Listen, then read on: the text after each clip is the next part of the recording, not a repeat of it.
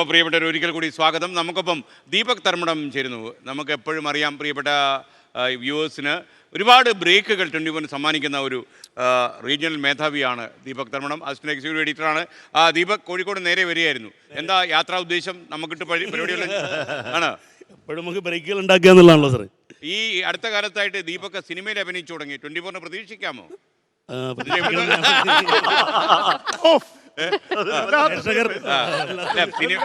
സിനിമയിൽ വലിയൊരു ഞാൻ ഉദ്ദേശിച്ചത് അതല്ല, സിനിമയിലെ വലിയൊരു സ്ഥാനങ്ങൾ ഉണ്ടാകുമോ എന്ന് പ്രേക്ഷകർ തീരുമാനിക്കണം.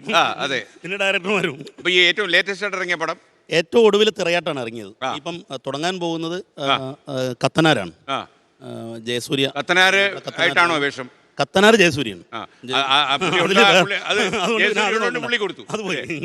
ബാക്കിയുള്ള ചെറിയ വേഷങ്ങളൊക്കെയാണ്. ഓക്കെ. അപ്പം ഈ എനിക്ക് ഇപ്പൊ പ്രേക്ഷകർ ന്യായമായിട്ടും ഒരു സംശയം തോന്നുന്നത്, സിനിമാ തിരക്കുകൾ കൂടും, വാർത്താ പ്രക്ഷേപണത്തിന് മാറ്റിവെക്കാൻ സമയമില്ലാതെ വരും. ഒരിക്കലും വരില്ല. വാർത്ത വിട്ടുള്ള ഒരു കളിയില്ല. അത് ഉറപ്പാണ്. ഗോപികൃഷ്ണൻ എപ്പോഴും കോംപ്രമൈസ് ചെയ്യണ്ടോ? എക്സിക്യൂട്ടീവ് എഡിറ്റർ പറയണം. ഗോപികൃഷ്ണന്റെ മുഖത്ത് നിരാശ വന്നു. അപ്പൊ വാർത്ത വിടില്ല. ദീപക് ഇങ്ങോട്ട് കയറി വന്നപ്പോഴല്ലോ വളരെ സന്തോഷത്തിലായിരുന്നു കേട്ടോ. കാര്യം ഒരു സിനിമാ നടൻ വരുന്നു എന്നൊക്കെ പറഞ്ഞ് നിൽക്കുമായിരുന്നു. ഇപ്പോഴാണ് മനസ്സിലായത്. അപ്പൊ ഗോപി, ദീപക് തർമ്മടം നമ്മള് ബി സീരിയസ്, നമ്മൾക്കറിയാം ഒരുപാട് ബ്രേക്കുകൾ സമ്മാനിക്കുന്ന ഒരാളാണ്. കാര്യം നമ്മുടെ ചാനലിൻ്റെ ഇത്രയും കാലത്ത് ഒരു 5 കൊല്ലക്കാലത്തെ ജീവിതം പരിശോധിച്ചാൽ നമ്മളെ ബ്രേക്ക് ചെയ്യാൻ വന്നിട്ടുള്ള ഒരാളാണ് ദീപക് തർമ്മടം. അപ്പോൾ ഗോപി എങ്ങനെയാണ് വിലയിരുന്നത്? അല്ല, ഞാൻ അതാണ്. അപ്പോൾ നമുക്ക് നമ്മുടെ റിപ്പോർട്ടേഴ്സിൽ നമുക്ക് വളരെയധികം ഡിപ്പെൻഡ് ചെയ്യാൻ പറ്റുന്നത്. ഇപ്പോൾ ദീപക് കുറച്ചുകൂടി ഉത്തരവാദിത്തപ്പെട്ട ഒരു സ്ഥാനത്താണ് ഉള്ളത്. പക്ഷേ ഞാൻ പറഞ്ഞത് റിപ്പോർട്ടിങ്ങിൽ ദീപക് തന്നിട്ടുള്ള ബ്രേക്ക് നമ്മളെ പല സന്ദർഭങ്ങളിൽ മറ്റ് നമ്മുടെ കോമ്പറ്റീറ്റേഴ്സിനേക്കാൾ മുന്നിലെത്തിക്കാൻ നമ്മളെ സഹായിച്ചിട്ടുണ്ട്. ഇപ്പോൾ പല വാർത്തയിലും വേറൊരു ആംഗിൾ കൊണ്ടുവരാൻ കഴിയുന്നു. അതേപോലെ തന്നെ ഇൻവെസ്റ്റിഗേഷൻ വരുന്ന വാർത്തകളിൽ പ്രത്യേകിച്ച് പോലീസ് സോഴ്സൊക്കെ ദീപകിൻ്റെ വളരെ സ്ട്രോങ് ആണ്. അപ്പോൾ നമ്മൾ ടോട്ടലി അത്തരം കാര്യങ്ങളിൽ ദീപകിനെ ഡിപ്പെൻഡ് ചെയ്യാറുണ്ട്. കാരണം ദീപക് തരുന്ന വിവരങ്ങളെ നമ്മൾ ആശ്രയിക്കാറുണ്ട്. അപ്പം അങ്ങനെ പല സന്ദർഭങ്ങളിലും നമുക്ക് ഇങ്ങനെ നിർണായകമായ ബ്രേക്കുകൾ നമുക്ക് കൊണ്ടുവരാൻ കഴിഞ്ഞിട്ടുണ്ട്. So keep it up.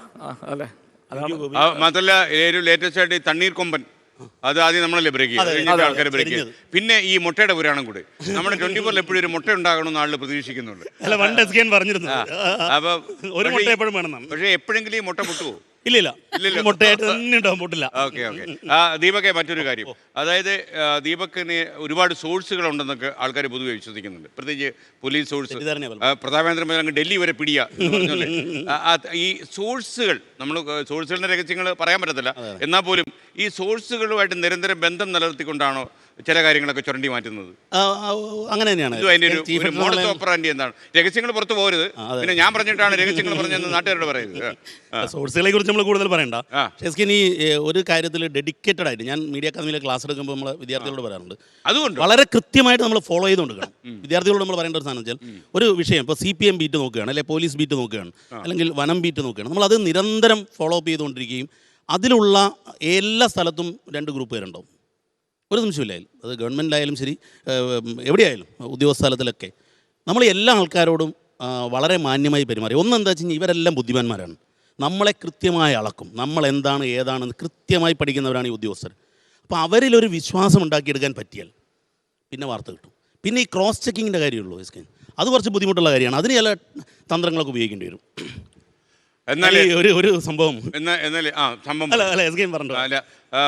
എന്തായാലും ദീപക് തർമ്മടം കോഴിക്കോട് നിന്ന് ഇത്തരണം വരെ വന്ന് ഈ തത്സമയ പരിപാടിയിൽ പങ്കെടുത്താണല്ലോ. അപ്പോൾ ദീപകിന് നമ്മുടെ 24 ഏറ്റവും വില കൂടിയൊരു സാധനം അറിയാമോ? ചായക്കപ്പ്. ഏറ്റവും പ്രേക്ഷകർക്കിടയിൽ അത് എനിക്ക് നടത്തിയ മാർക്കറ്റിൽ വലിയ വിലയാവുമോ, നമ്മളവിടെ മാർക്കറ്റ് വയ്ക്കാത്തത്. അപ്പോൾ ഞാനൊരു പടം കാണിക്കാം, അത് ആരുടെയാണെന്ന് പറഞ്ഞാൽ ദീപകിന് സമ്മാനം കിട്ടത്തില്ല. ഇത് ശരിയാണെന്ന് പറഞ്ഞാൽ 10 പ്രേക്ഷകർ കിട്ടും. പക്ഷേ ദീപകിന് എൻ്റെ ചെവിയിൽ പറയാം ഇത് ആരാണെന്നുള്ളത്. ഞാൻ പിന്നീട് വെളിപ്പെടുത്തും. അപ്പോൾ ദീപക് തന്നെയാണോ എന്ന് ആദ്യം നോക്കണം, എന്നിട്ട് വേണം കാണാൻ. അപ്പോൾ ആ പടം ഒന്ന് കാണിച്ചേ.